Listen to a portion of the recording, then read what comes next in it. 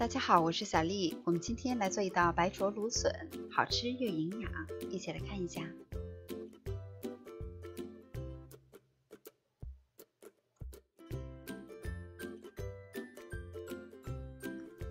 我们分别把葱切成细丝，红椒切成细丝，放入碗中，加入适量的清水，先浸泡一下。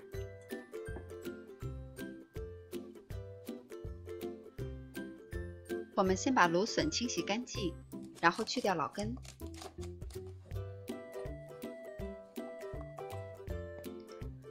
再从中间切成2段。我们再用打皮刀把根部的外皮去掉，这样吃起来的口感会更加的脆嫩。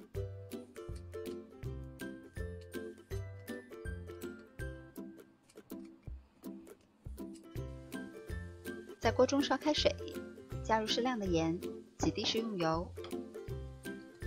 我们先把芦笋的根部放入锅中，焯水1分钟。时间到了以后，再放入剩余的部分，焯水1分半钟。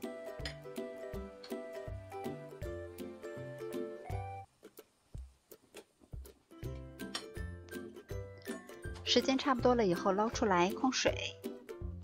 然后直接摆盘就可以，不需要投凉。把根部先摆放到下边，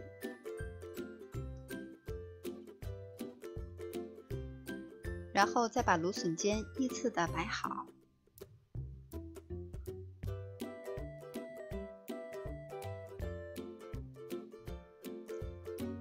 撒上葱丝和红椒丝。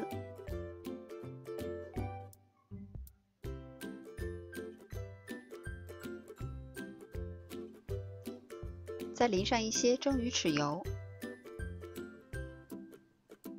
最后再把烧开的滚油淋到葱丝上边炸香。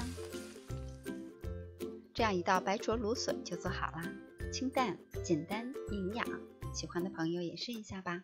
我是小丽，明天见。